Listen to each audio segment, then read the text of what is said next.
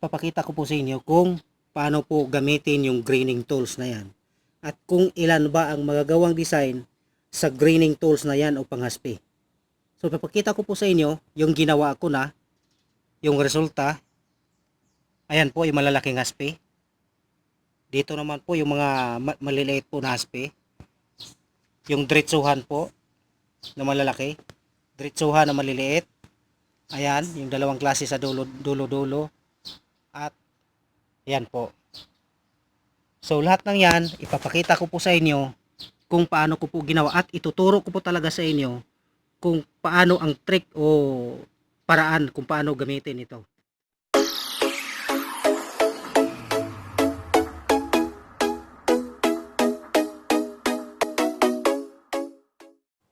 Ngayon po, ipapakita ko po sa inyo ngayon kung paano po natin gamitin itong greening tools. Dahil sa mga video ko po,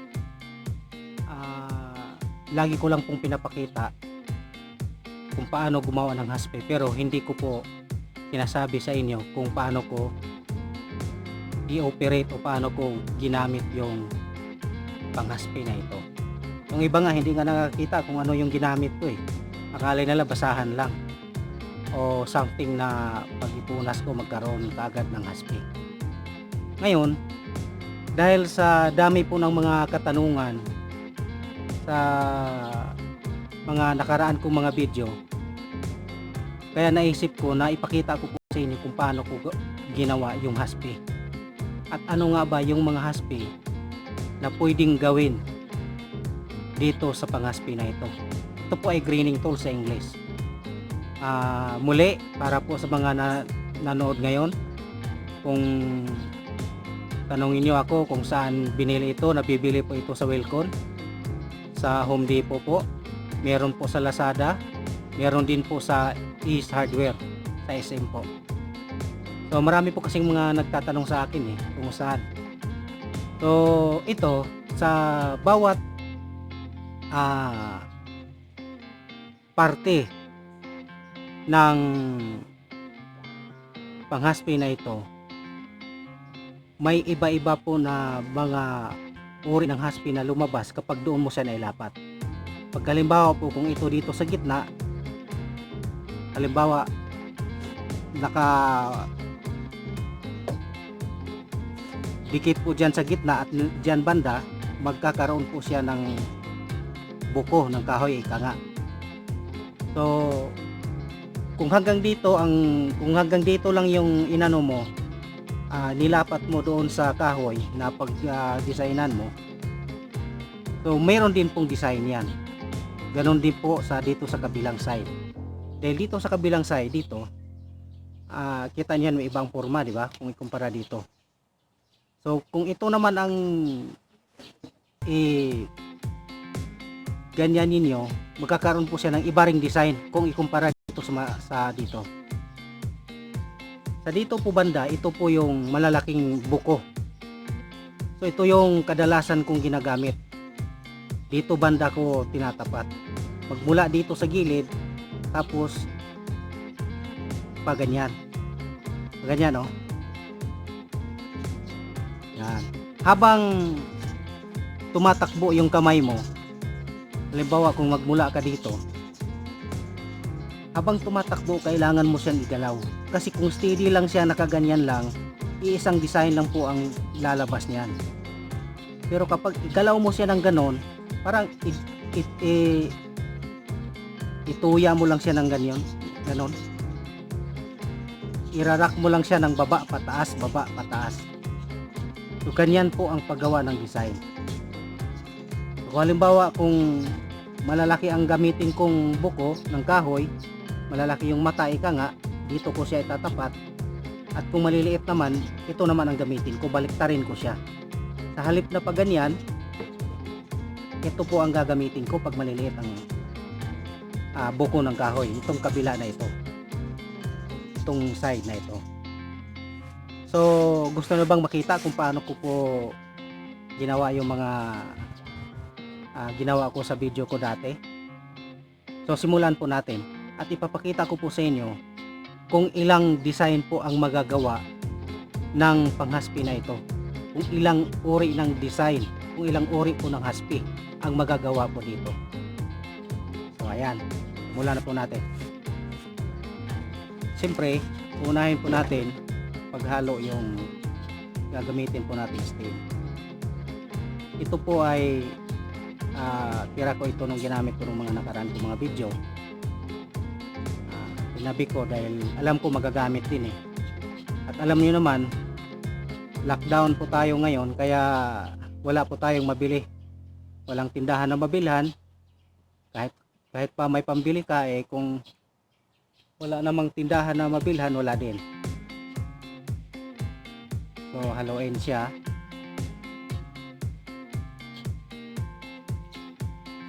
Tamang-tama po sa mga baguhan,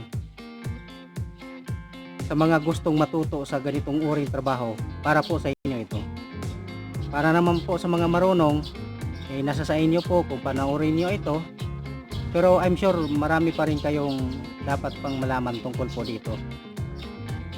At kung alam na nga ninyo lahat, mag-enjoy lang po kayo, panoorin niyo kung paano po ito ginawa at kung ano yung mga diskarte ko dito. So ayan, sa bawat pintor po kasi may mga kanya-kanyang diskarte yan eh. So simulan na po natin. Ang gagamitin ko po itong side na ito. Pagka igaganyan ko na po, siyempre igagalaw mo siya unti-unting paganyan. Unti-unti po siyang pagniyan. Hindi po siya ididiretso mo lang ng ganon pag gusto mong lumabas yung mata o buko ng kahoy. Hindi siya paganyan. Kailangan igalaw mo siya ng dahan-dahan, ganyan, balik-balik. Parang ganon lang oh. Ganyan. Parang irarak mo lang siya ng ganon. Baba, pataas, baba, pataas, baba, pataas. So bawat baba mo, magki-create po yan ng haspi ng kahoy o buko ng kahoy. So panoorin niyo po.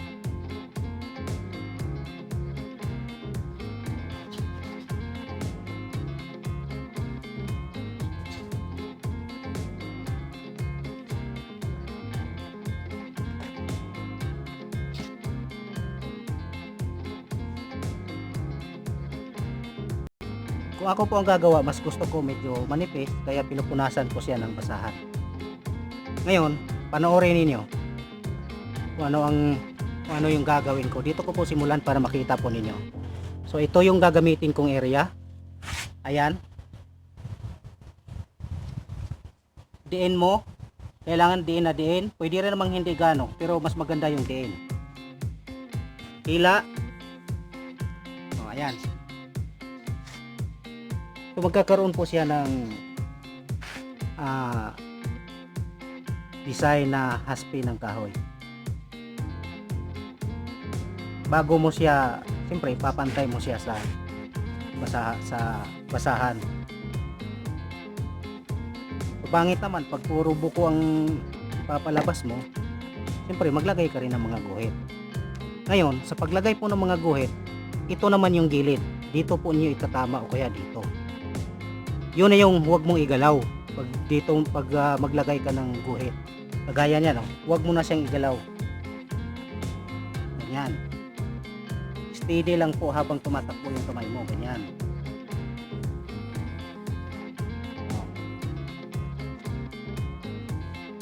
Diba? So walang problema kahit may dark area dyan, mayroong light, ganun po talaga ang kahoy, at i-adjust naman po natin yan mamaya. Ngayon, dito po tayo sa pangalawa. Dahil yun yung malalaking haspi. Yan yung malalaking haspi. Gagamitan natin ang maliliit na haspi dito naman sa bilang side. Diba dito po natin pinatama kanina. Ito naman ang gagawin natin. So panoorin niyo po.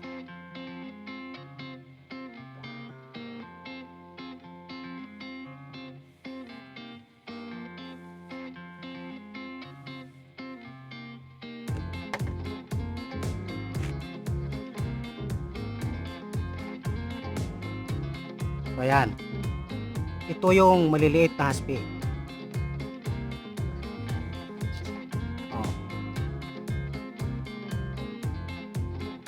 Ganun lang po ang paggawa niyan. Para siyang palutsina. Yung laki ng kanyang ah, aspe. So kung ito ang gagamitin mo, para kang gumawa ng palutsina na kuan. So dahil sa ito yung ginamit natin, ipapares din natin ang guhit, dito rin natin ilagay. Ito, pwede dito, pwede sa kabila. Gaya rin dito sa ginawa natin dito, na dito natin ilagay. So ganyan po yan, steady lang po. So ayan na po. Ngayon, pupukus natin kung anong klaseng nagawa niya. O, diba? Yan yung diferensya po sa malalaking haspe. Sa dito natin ginawa ito, malalaki. Tapos dito naman, itong side na ito, maliliit. Yan naman po ang resulta. So ayan, meron na po kayong idea kung paano po natin ginamit. Ngayon, ano pa ang pwedeng magawa dito sa pang design na ito? Ano pa ang pwede pong gawin? So ito, magawa tayo ng purong guhit naman.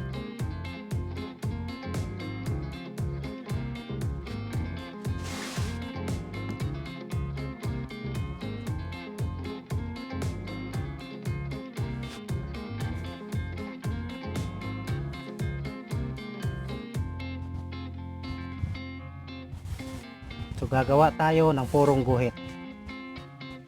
Unahin po natin ang malalaki. So again, dito lang po sa side na ito, dito sa magkabila ang gilid ang gamitin mo. At huwag mong ibaba taas, steady lang. Ganyan.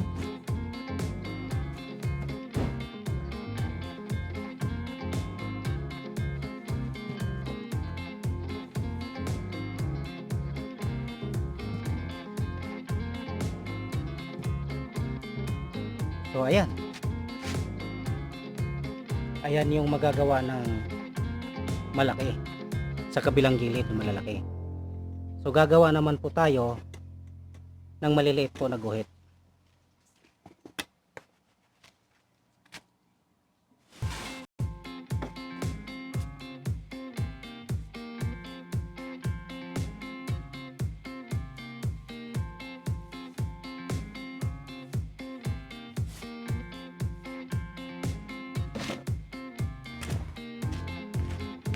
So ayan po,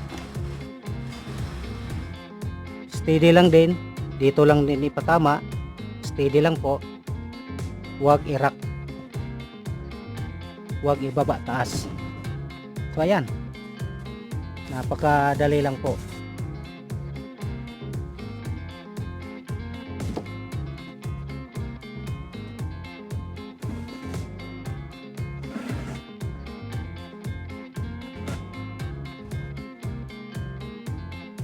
Di ba? Tingnan niyo yung kaibahan dito sa malalaki. Ayan, makikita ninyo ang diferensya. Unang-una sa malalaking haspe, ayan. Sa maliliit, ayan po yung resulta. Kung purong guhit lang, ito po yung resulta. Resulta ng malalaking guhit at maliliit po na guhit. So yan.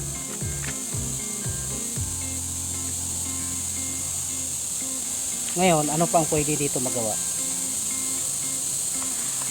Ano pa po ang pwedeng magawa dito sa panghaspe na ito?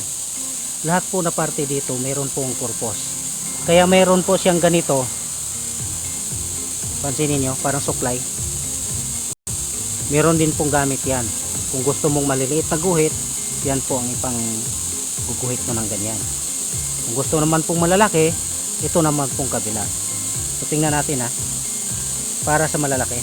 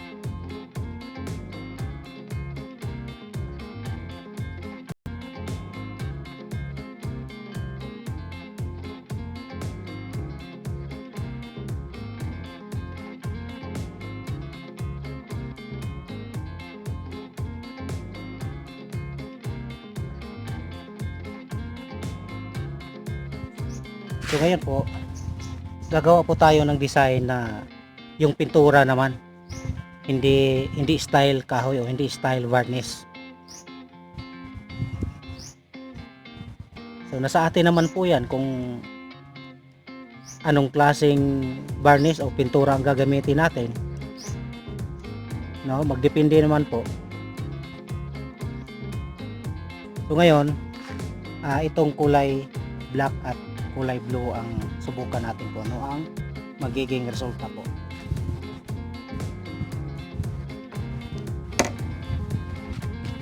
So ayan po.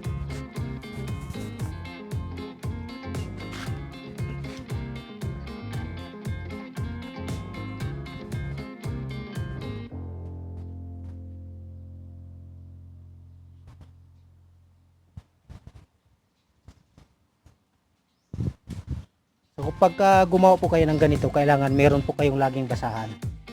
Kasi nga i-adjust mo siya eh. Hindi pwedeng wala kang basahan. Hindi po pwede. Kailangan meron ka laging basahan.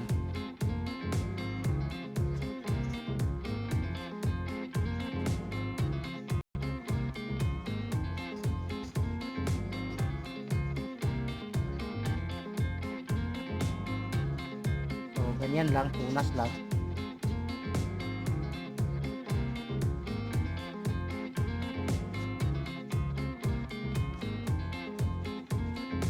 Tapos yung diretso lang na pahid ang gagawin. Ganyan lang po. Diba? Ang dali lang po.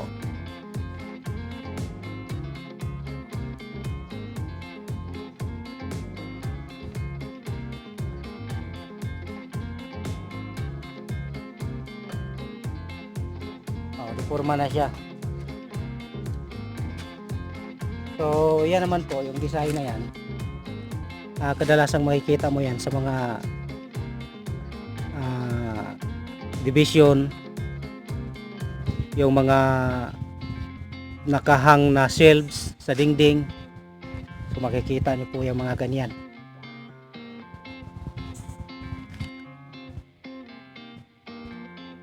So yan, kumbaga para siyang antique na itim na meron siyang mga lumot-lumot. So i-adjust natin yan mamaya para po makita natin kung ano yung kinalabasan ng ating trabaho. So napakadali lang po kung tutusin talaga yung paggawa. Ang kailangan lang po dito, kailangan natin subukan talaga, kasi ang isang bagay pag hindi mo masubukan, maaring maaring hindi mo talaga matutunan. So re-reviewin po natin ito po yung decorative na pintura po talaga ang gamit.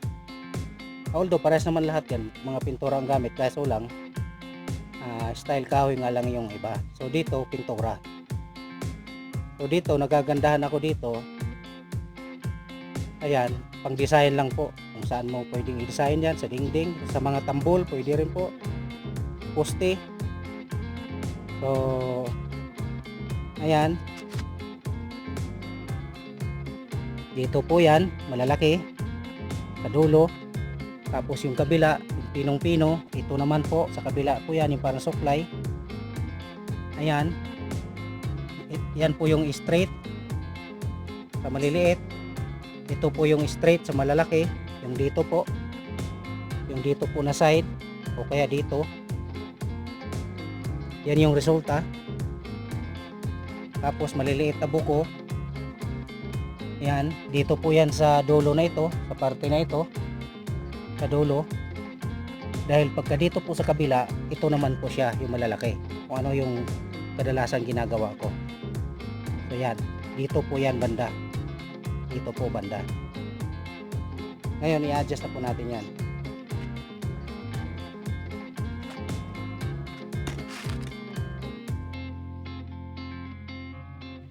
So ngayon po, i-adjust na po natin ang ating decorative. Ayan, syempre, kung ano yung kinulay natin dyan, yun din yung i-adjust natin. Yan yung gagamitin po natin na pang-adjust. So, pwedeng brush, pwede pong basahan. Depende po yan sa atin kung ano po yung gagamitin po natin.